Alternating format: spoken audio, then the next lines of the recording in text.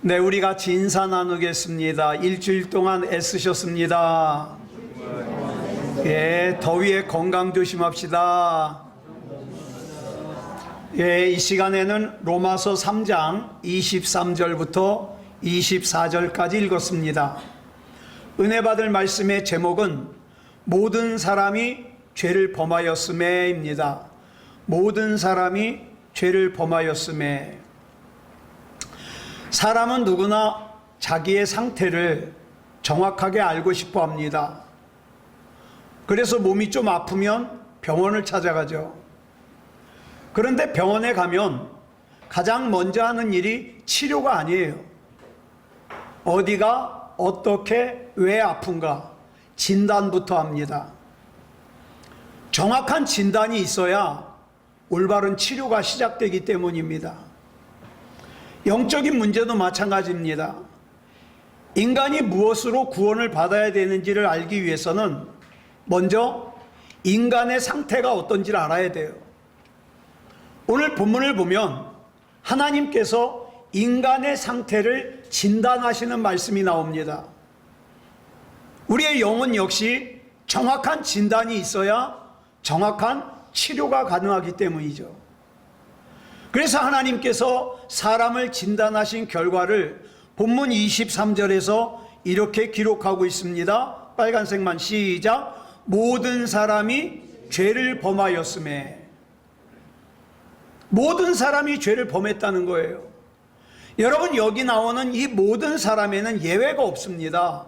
착한 사람, 종교적인 사람, 교회 오래 다닌 사람, 목사, 장로, 권사, 집사, 선교사 다 해당이 됩니다. 모든 사람이 죄를 졌어요. 여러분, 인간끼리 서로 비교를 하면 뭐 조금 나은 사람도 있고 조금 못한 사람도 있겠죠. 그러나 거룩하신 하나님 앞에서는 모두가 죄인입니다. 그래서 사도 바울은 로마서 3장 10절에서 이미 이렇게 선언을 했습니다. 시작. 의인은 없나니 하나도 없으며. 참, 이 말은 우리 자존심을 상하게 해요. 그죠? 의인이 없어요, 사람들 가운데. 예. 그러나 우리가 명심해야 될 것은 이것이 하나님의 말씀이고, 이것이 하나님의 진단이고, 이것이 하나님의 선언이고, 이것이 진리입니다.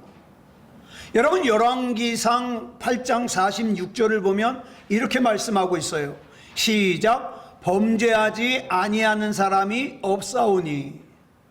또 시편 143편 2절을 보면 이렇게 말씀하고 있습니다. 시작. 주의 눈앞에는 의로운 인생이 하나도 없나이다. 전도서 7장 20절은 이렇게 말씀하고 있어요. 시작. 선을 행하고 전혀 죄를 범하지 아니하는 의인은 세상에 없기 때문이로다. 여러분, 성경은요, 처음부터 끝까지 동일하게 모든 사람이 죄인이라고 선언하고 있습니다. 그러면 여기서 우리가 좀 중요하게 살펴봐야 될 것이 뭐냐? 그럼 도대체 죄가 뭐냐? 모든 사람이 죄인인데 죄가 뭐냐? 오늘 본문에서 죄라고 번역된 헬라어는 함마르타노라는 단어예요. 이 단어의 뜻이 뭐냐?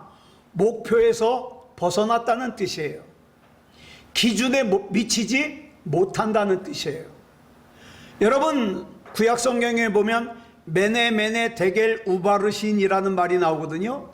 이게 뭐냐면 겨울에 재고 쟀는데 모자르다, 이 말이에요. 예. 여러분, 이 단어는요, 마치 내가 화살을 쐈는데 그 화살이 관역에 맞지 않고 벗어났다는 뜻이에요. 인간이 하나님께서 정하신 목적과 방향에서 벗어난 존재가 된 거, 이걸 한마디로 죄라고 합니다. 여러분, 구약에 보면 죄를 뜻하는 히브리어가 하나 있어요. 그게 뭐냐? 차타라는 단어인데 역시 비슷한 뜻이에요. 하나님의 길에서 벗어난 것이 죄입니다. 하나님이 원하시는 방향에서 이탈한 것이 죄예요.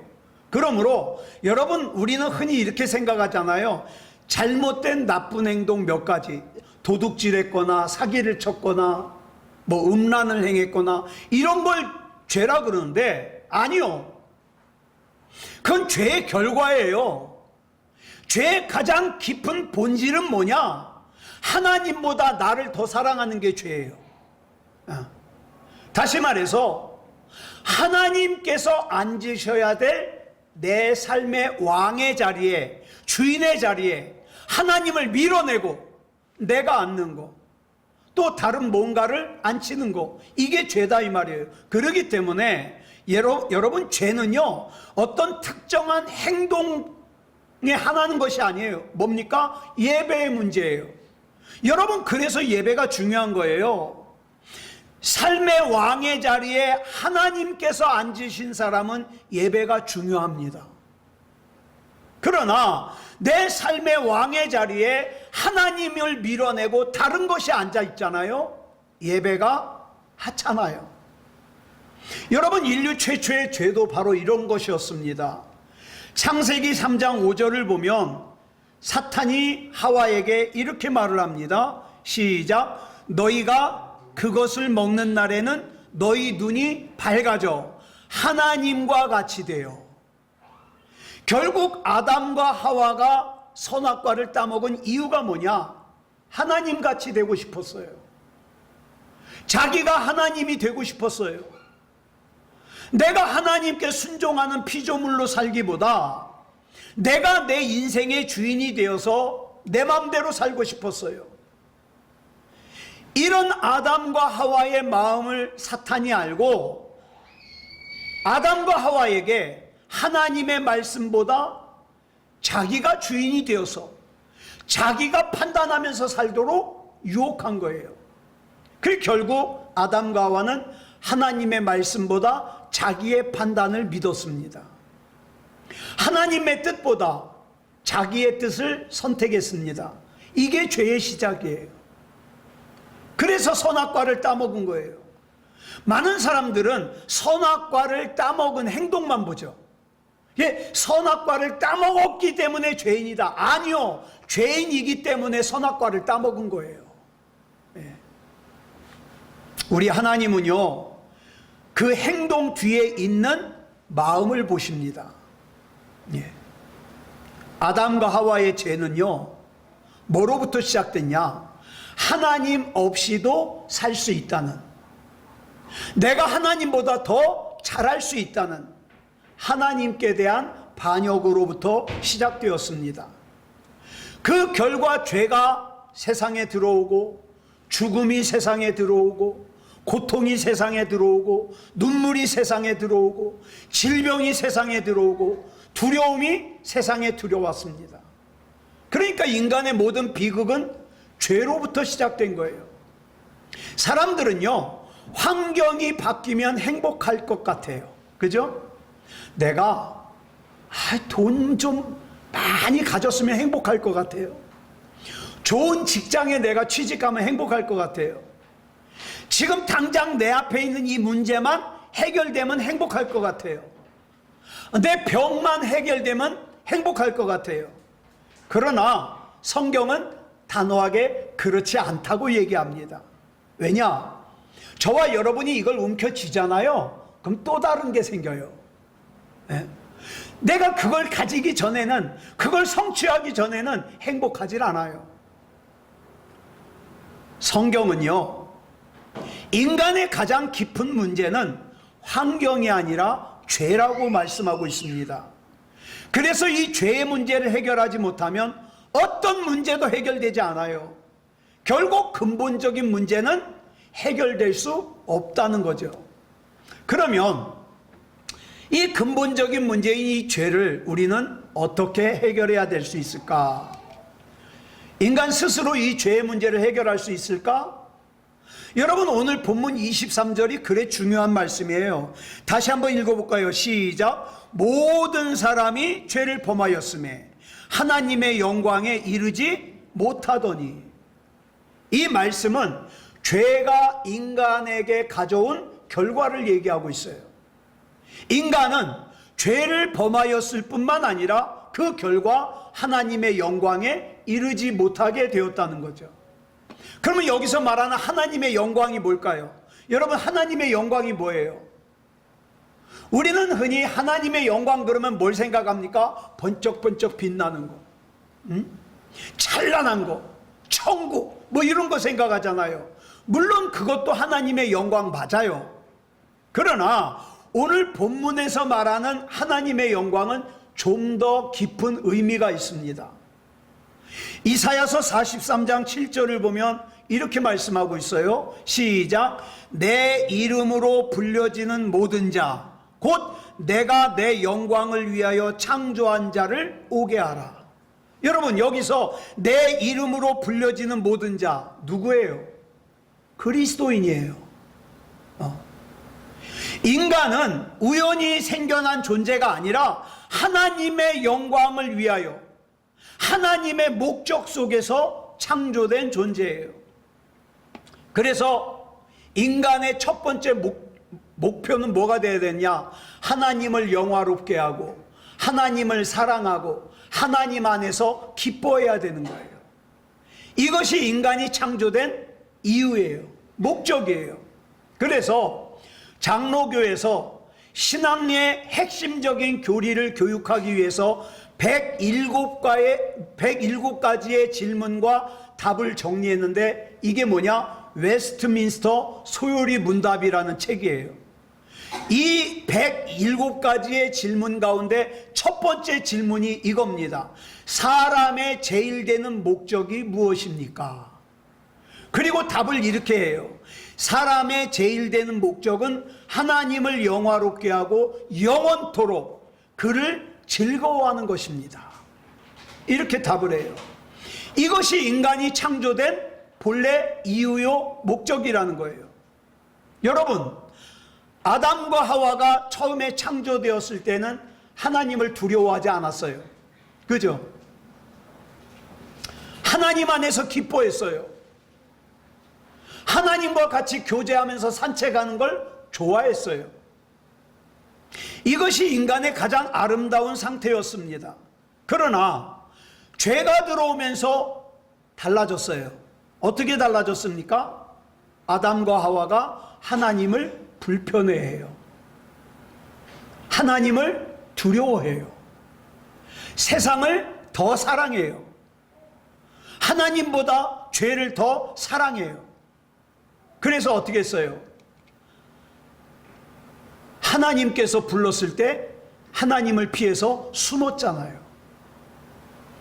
그리고 하나님께 돌려야 될 영광을 자기 자신에게 돌리기 시작했어요. 이게 죄의 본질이에요. 그러므로 하나님의 영광에 이르지 못했다는 것은 단순히 앞으로 죽어서 천국에 못 간다 그런 의미만이 아니에요. 하나님과 교제되도록 창조된 인간이 그 하나님과의 관계가 단절돼서 잃어버렸어요. 하나님을 영화롭게 해야 할 본래의 창조 목적을 잃어버렸어요. 그래서 일주일 내내 하나님과의 교제가 없어요. 하나님을 부르지도 않아요. 하나님을 찾지도 않아요. 여러분, 인간의 가장 큰 비극이 뭐냐? 단순히 에덴 동산을 잃어버리고 행복을 잃어버린 것이 아니라 하나님을 영화롭게 하도록 창조된 존재가 그 본래 창조 목적을 잃어버린 거예요. 그리고 온통 관심이 세상에 가 있어요. 하나님을 닮도록 하나님의 형상대로 창조된 인간이 그 하나님의 형상을 잃어버렸어요. 그래서 그 결과가 어떻게 됐느냐? 로마서 1장 21절에 보니까 이렇게 말씀하고 있어요. 시작. 하나님을 알되 하나님을 영화롭게도 아니하며 감사하지도 아니하고. 여러분, 저와 여러분 주변에 있는 사람들이 하나님을 몰라서 죄 짓는 게 아니에요. 하나님을 알면서도 하나님을 영화롭게 하지 않는 것이 죄예요. 하나님을 알면서도 하나님께 감사하지 않는 것이 죄예요. 하나님을 알면서도 하나님을 예배하지 않는 것이 죄예요. 하나님보다 다른 것을 더 사랑하는 것이 죄예요. 왜요? 하나님을 내 삶의 왕의 자리에서 끌어내리고 그 자리에다가 다른 걸 앉혀놨거든요. 이것이 죄가 가져온 가장 비극적인 결과예요. 다시 말씀드립니다. 죄는 단순히 잘못된 행동 몇 가지를 얘기하지 않아요. 죄는요, 인간의 존재 자체를 망가뜨렸어요.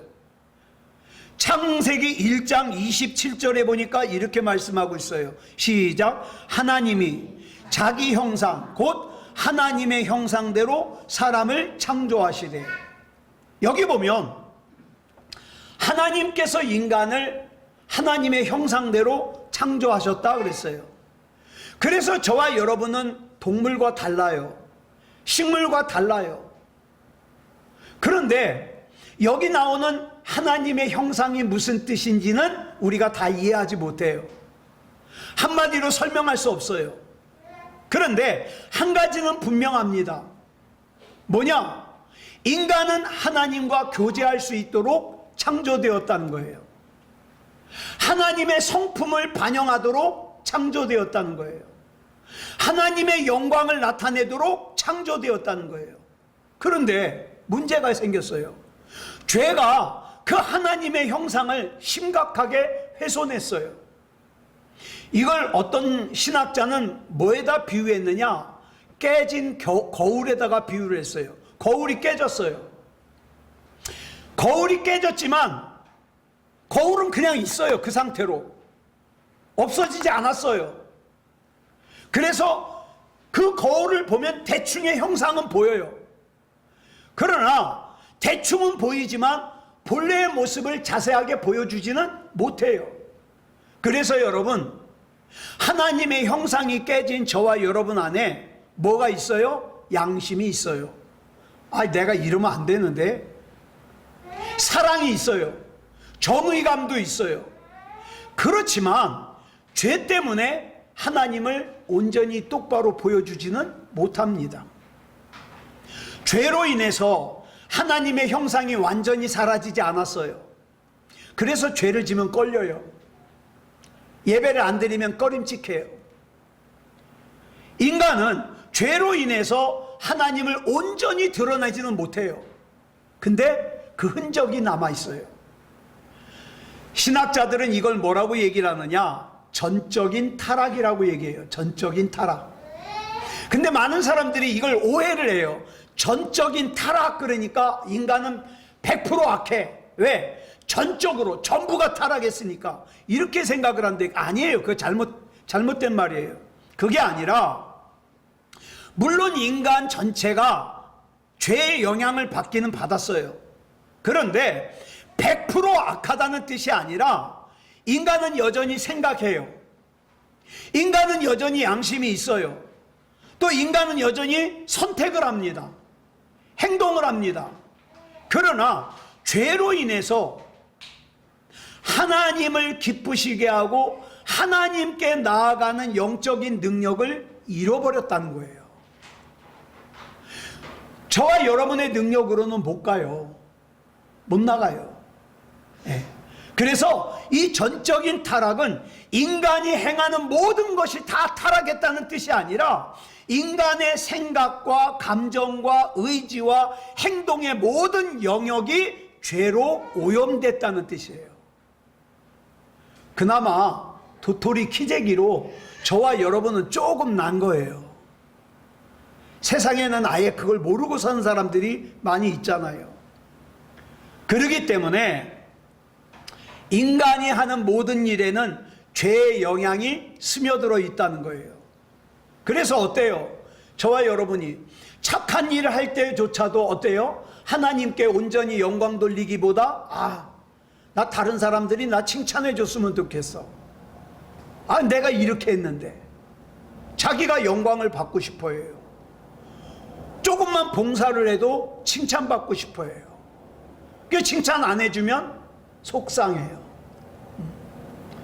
그 사람이 겉으로는 선해 보여도 중심에는 뭐가 도사리고 있습니까?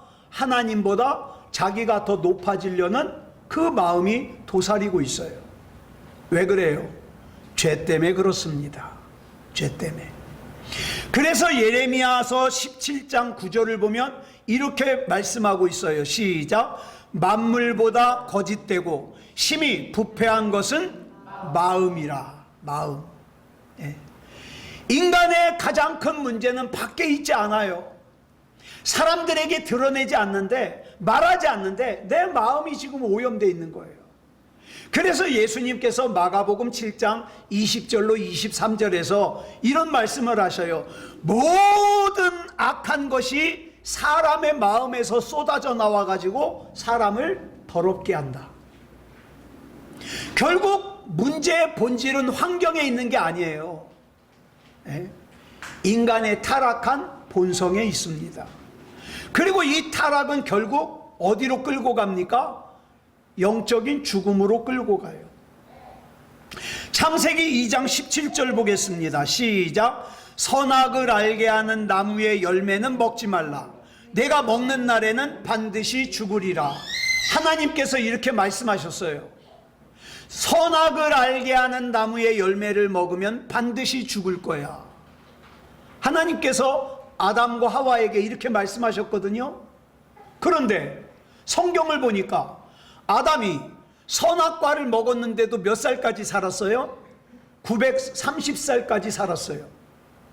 그러면 하나님의 말씀이 틀린 겁니까? 하나님이 뻥치신 거예요? 아니요.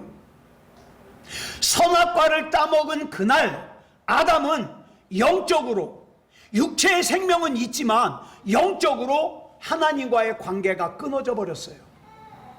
영적으로 죽은 거예요. 그래서 그 후에 나타난 특징이 뭡니까? 하나님을 피해요. 여러분, 하나님과의 교제가 끊어진 사람은 이상하게 예배가 불편해요. 기도가 불편해요. 하나님이 불편해요. 그래서 전도하려고 그러면 아무 상관도 없는데 괜히 전도하면 화내는 사람들 있죠. 죄 때문에 그래요. 하나님과의 관계가 끊어졌기 때문에. 이게 영적인 죽음이에요. 에베소서 2장 1절을 보니까 우리 모두의 상태를 이렇게 설명합니다. 시작. 그는 허물과 죄로 죽었던 너희를 살리셨도다. 허물과 죄로 저와 여러분은 이미 죽었어요. 근데 살려주셨어요. 여러분, 죽은 사람이 스스로 일어날 수는 없어요. 저는 지금도 저희 엄마가 참 보고 싶어요. 예? 나이 60이 넘어가고 있는데 엄마가 보고 싶어요. 만약에 제가 목이 터져라고 엄마를 불러서 엄마가 살아날 수 있다면 저는 백날이고 천날이고 가서 부를 거예요. 그런데 문제는 죽은 사람은 아무리 불러도 일어날 수 없어요. 죽은 사람이 일어나기 위해서는 절대적으로 필요한 한 가지가 있어요. 뭡니까? 생명. 영적으로 죽은 사람도 마찬가지로 자기 스스로 하나님께 나아갈 수가 없어요. 스스로 하나님을 찾을 능력도 없어요. 스스로 자기를 구원할 능력도 없어요. 영적으로 죽었다는 건 뭐냐? 하나님과의 관계가 끊어진 상태라는 거예요. 그래서 이유 없이 하나님이 불편해요. 하나님을 피해요. 그런데 그런 사람에게 도덕 교육을 시키면 완전해진다? 종교 생활을 잘하면 완전해진다? 아니요. 그런 약간의 개선 가지고는 될 수가 없어요. 뭐가 필요해요? 죽은 사람에게는 새 생명이 필요해요. 이 새 생명을 얻는 걸 뭐라 그럽니까? 거듭난 거라 그래요. 이건 하나님의 은혜로 가능해요. 이 사실을 깨닫는 순간 예수님을 내 구주로 영접하고 구원받고 거듭나서 천국 갈 수 있는 저와 여러분은 나 자신의 그 어떤 것을 자랑할 것이 없어요. 네? 모든 게 다 하나님의 은혜예요. 그래서 우리는 하나님 앞에 겸손해질 수밖에 없어요. 하나님의 은혜 없이는 단 하루도 살 수 없다는 것을 고백할 수밖에 없어요. 그리고 이 지점에서 뭡니까? 복음의 놀라운 빛이 비치는 거예요. 인간이 스스로를 구원할 수 없다면 다른 누군가가 구원해 줘야 되는데 그 누군가가 누구냐 이 말이죠. 도대체 누가 영적으로 죽은 우리에게 새 생명을 줄 수 있는가? 하나님의 영광을 잃어버린 인간이 어떻게 다시 하나님의 영광에 참여할 수 있을까? 죄로 인하여 하나님과 원수가 되고 하나님의 진노 아래 놓이게 돼서 절망적인 상태에 놓인 인간에게 누가 소망을 줄 수 있을까? 여러분, 인간에게는 길이 없습니다. 인간에게는 방법이 없어요. 그러나 하나님께는 길이 있어요. 이게 중요한 거죠. 이걸 복음이라 그러는 거예요, 여러분. 복음. 네. 성경 전체가 우리에게 들려주는 가장 놀라운 소식이 뭐냐? 하나님께서 죄인인 인간을 사랑하신다. 근데 여기서 더 중요한 게 뭔지 아세요? 사람이 죄를 이만큼 졌어요. 많이 졌어요. 그죠? 근데 하나님의 사랑은 그 죄보다 더 커요. 그래서 죄를 해결할 수 있는 거예요. 그래서 죄인인 인간이 하나님을 먼저 찾은 것이 아니라 하나님께서 인간을 먼저 찾으셨어요. 내가 이해력이 좋아서, 내가 똑똑해서 내가 하나님을 먼저 찾은 게 아니라 하나님이 나를 먼저 찾아주셨다고요. 이걸 은혜라 그래요. 그래서 오늘 본문 24절에서 찬란하게 빛나는 복음을 이렇게 설명하고 있어요. 시작.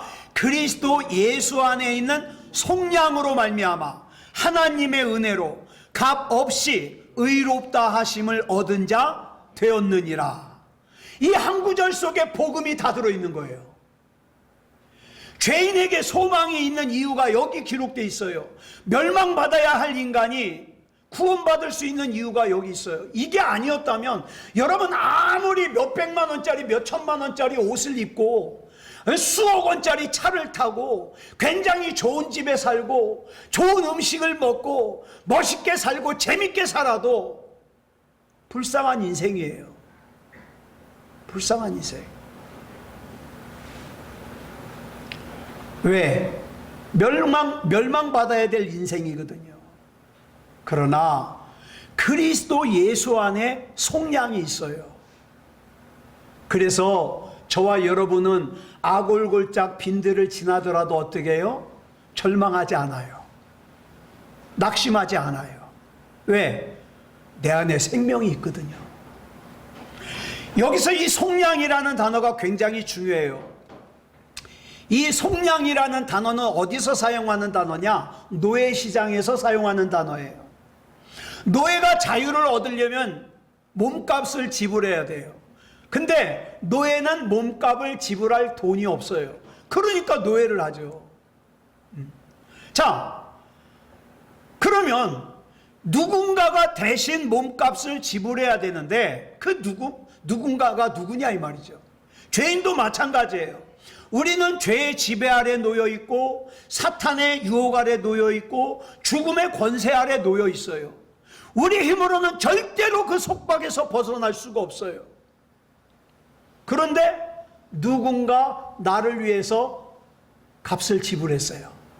그게 누구예요? 예수님이죠. 예수님께서 자기의 생명을 대가로, 자기의 피를 대가로 지불하셨어요.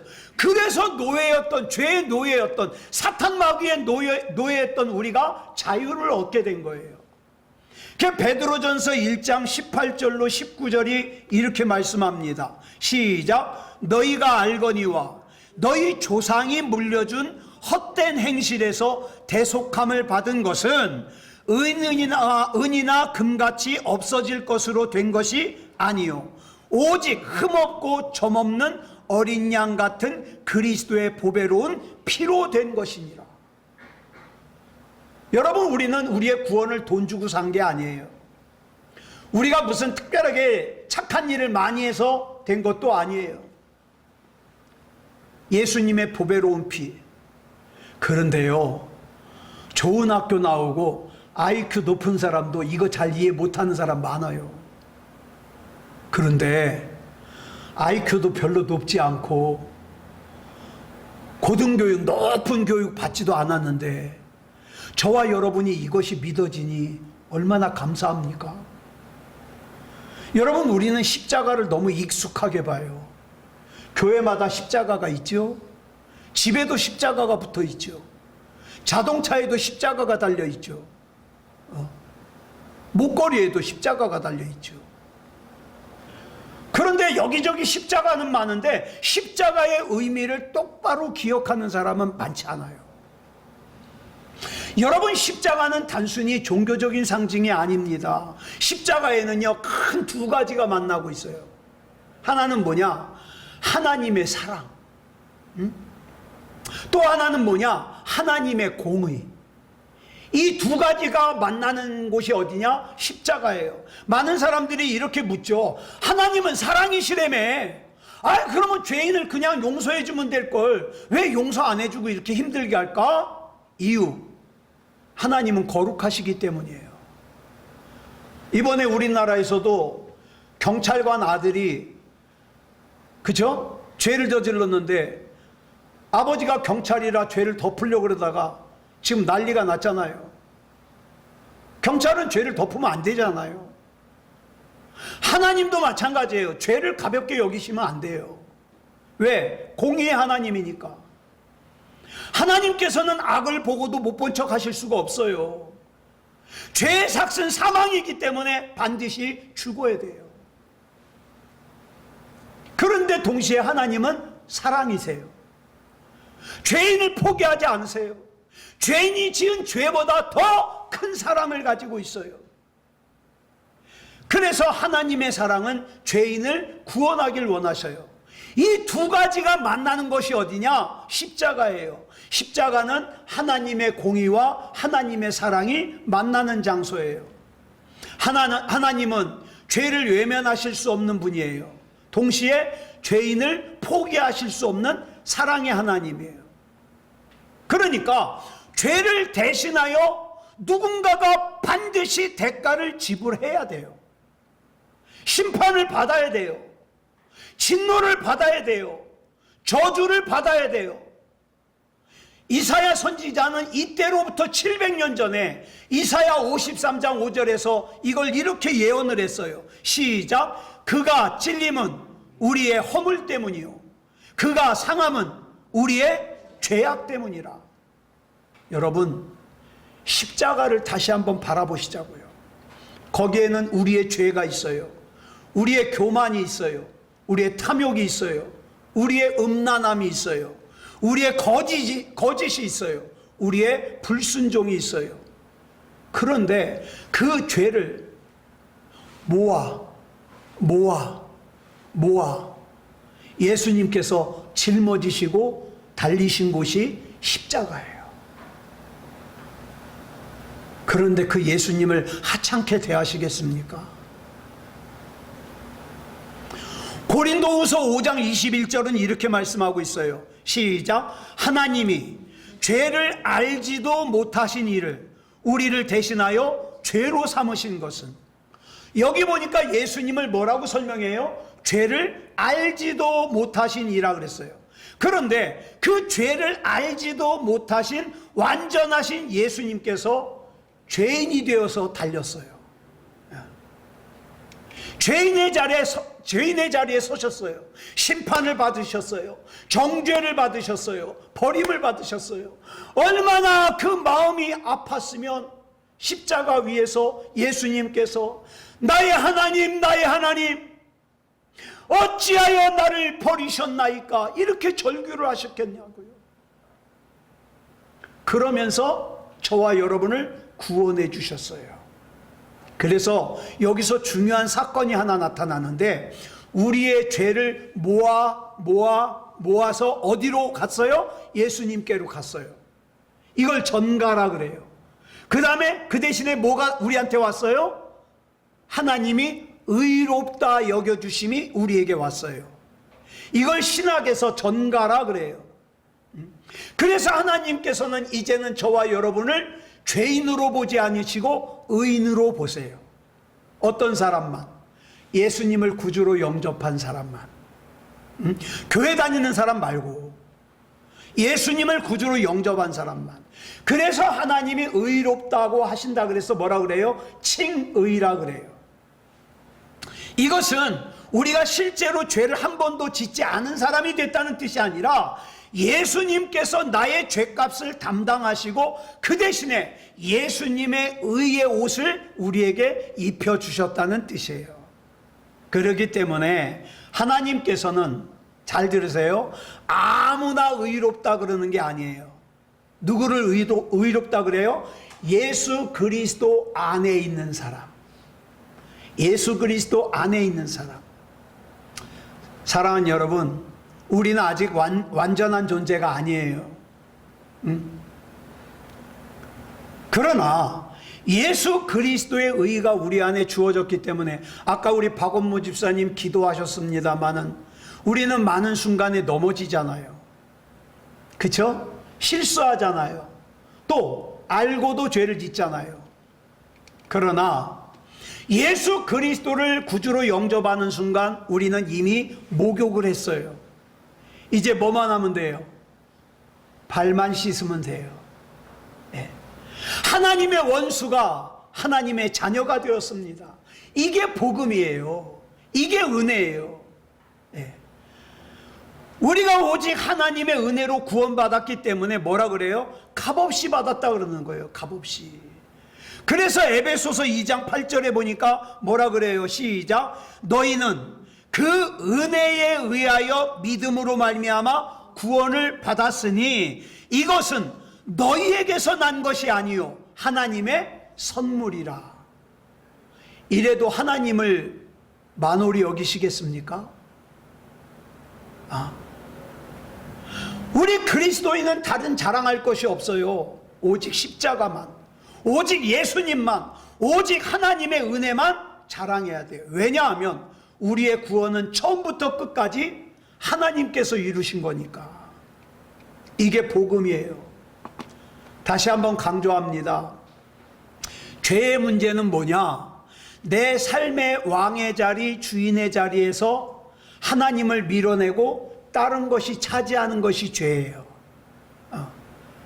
그러므로 그 왕의 자리에 내가 앉아 있다면 내려오십시오. 다른 것을 앉혀놨다면 끄집어 내리십시오. 그리고 그 왕의 자리에 하나님이 앉으셔야 돼요. 말씀을 정리하겠습니다. 우리의 소망은 오직 예수 그리스도께 있어요. 그래서 예수님께서 마태복음 11장 28절에서 이렇게 말씀하셔요. 수고하고 무거운 짐진 자들아 다 내게로 오라. 내가 너희를 쉬게 하리라. 저와 여러분이 수고하는 거 아셔요. 짐이 무거운 거 아셔요. 근데 다시 한번 말씀드립니다. 죄라는 것은 잘못된 행동 몇 가지를 얘기하는 게 아니에요. 예. 그 잘못된 행동 몇 가지를 고쳐서는 수고하고 무거운 짐을 내려놓을 수가 없어요. 근본적으로 내 안에 주인의 자리에 예수님이 앉으셔야 돼요. 그래야 수고하고 무거운 짐을 내려놓을 수 있어요. 그럼 어떻게 해야 되느냐? 예. 오직 십자가의 은혜가 우리를 변화시킬 수 있도록 내 자신을 부인해야 돼요. 예수님이 그러셨잖아요. 누구든지 나를 따라오려거든 첫 번째 자기를 부인하고 두 번째 자기 십자가를 지고 나를 따를 것이니라. 그렇죠? 아무쪼록 하나님 앞에서 늘 교제하면서 자기를 부인하고 자기 십자가를 지고 하나님의 은혜만 바라보면서 믿음다운 믿음으로 승리하는 저와 여러분이기를 그리스도 예수님의 이름으로 축복합니다. 기도하겠습니다. 사랑하는 주님, 은혜를 감사합니다. 하나님의 은혜로 여기까지 왔습니다. 하나님이 믿어짐도 감사하고 하나님을 예배할 수 있음도 감사합니다. 우리 마음의 주인 자리에, 왕의 자리에 늘 하나님께서 좌정하여 주시옵소서. 그리고 하나님의 은혜 가운데 살게 하여 주시옵소서.